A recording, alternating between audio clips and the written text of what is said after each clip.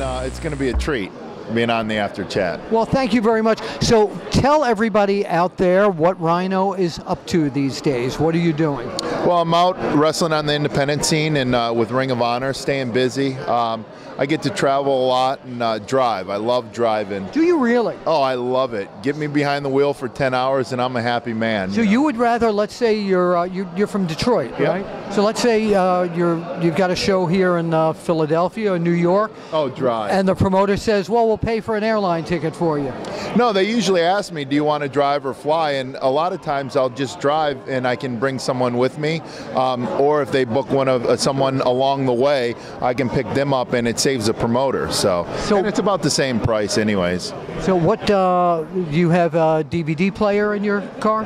No, I just listen to some tunes. And, I was going to ask, what do you listen to when you're driving? A little bit of rock and roll, a little bit of... Wait, let's back up. Who's okay. Well, Pearl Jam, alternative rock, Nirvana, Smashing Pumpkins. I also listen to Motown. That's my little Detroit. Oh yeah, Motown, Stevie Wonder, you name it. You know, Marvin Gaye.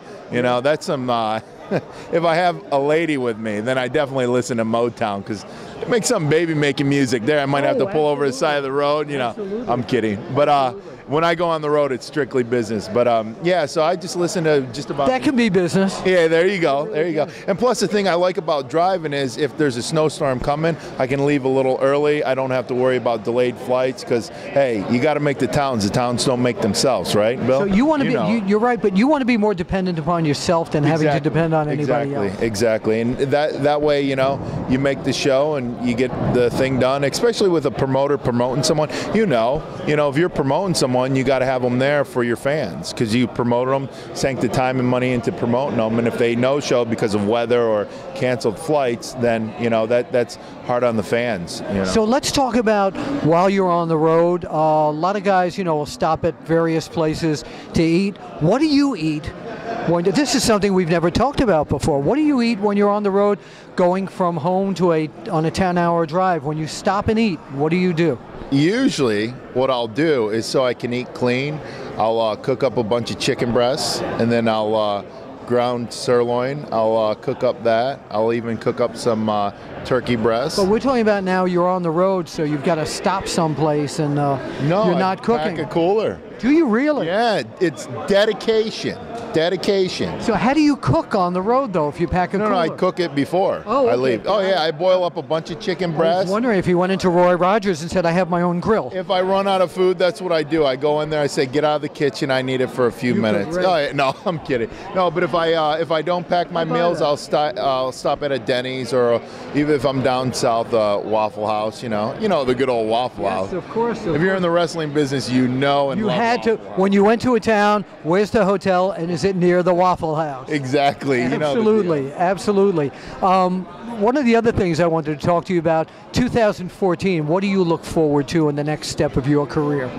I'm really looking forward to 2014, you know, maybe, I don't know, maybe making some calls. I don't know. Definitely working hard on the independent scenes. And I like helping the younger talent out because they fuel the fire that still burns within me, you know, because I see the passion they have. And it's not that I have to go out work because I fear losing my job, but it inspires me to work that much harder. You still love it. So I know, I love it. Is there one guy out there on the indie scene that you have seen that you predict like major things for? That you've wrestled against? Oh gosh, yeah, there's a couple guys, but you know what? I really like to put over Kevin Steen right now. Okay, yeah, you know, Kevin Steen's a hell of a guy and a great mind. Yes. You know, and that's a thing. You know, and I see him helping a lot of guys out down the future. You know, I think it's something about some Montreal guys like Pat Patterson, great finish guy, great guy. I learned so much off of Pat Patterson. Yeah. You know, when I was can you do a world-class karaoke though? No. See, Pat Patterson can and I can, both of them. I know, but yeah, like Kevin Steen, same thing. Like, you know, he just has so many different ideas and stuff, and it seems like they're all home runs, you know? Let's and talk, not just for himself, other guys too. Let's talk about the gore. Recently in WWE, and I'm sure you keep in touch with the business, Roman Reigns has come across with a spear, a gore, that's making people take note and go like, whoa, Yeah. comparing it to you, to Edge, to Goldberg. Have you witnessed his... I haven't witnessed it yet, but now that you mention it, I'll look it up. But I think it's not a move that I came up with. Goldberg got it over on TV, and then Edge was doing it, and then actually Tracy Smothers asked me if I could spear him, and I go, well, Edge just started doing that, and he goes, I don't want people thinking I'm nicking people's moves, here in ECW locker room. He goes, I didn't ask you what you think other people would think about it. I asked you if you could do it. I go, yes, Tracy. He goes, then do it. So yeah, so that's how I started using it, and the rest is history. But yeah, it's cool. We're going to check with you about the Roman Reigns one once you take a look. For sure. Go ahead. I'm a little bit shorter in stature, and I have powerful legs, so I come, pretty fast and pretty intense and rip a person in half. So it's a little different, even though it's the same thing. That's what I like to tell myself. It eases the pain. I like that. Last question I'm asking everyone here at Extreme Rising today, 2014, WrestleMania 30. People are talking about Hulk Hogan coming back to Balls Mahoney. Wait, come on in. Let me ask you the same question. I don't want to. You and Rhino. The question is 2014 WrestleMania 30. There's a lot of talk that Hulk Hogan might be back at WrestleMania 30 in some capacity. Your feelings and Rhino's feelings about Hulk Hogan at WrestleMania 30. Quick, honestly, we can't say that on. Sorry, honestly, what is he going to do on WrestleMania 30 that you haven't seen him do every single match he's ever done? Unless he's going to pop a moonsault out, then what's the point? I want to see that. I think he's got at least one moonsault in him.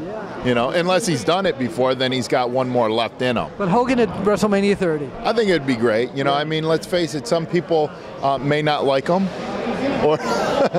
But let's face it, if it wasn't for him, I wouldn't be in wrestling, because I started watching wrestling when he started coming up in WWF, and now WWE, but but I was part of that Hulkamania, and it's just, it brings you back, and people like to be brought back to their childhood every once in a while, So. Rhino, thank you for being here on the Apter Chat. Well, thank you for having me. And just point that finger out there, and we will see you at the matches.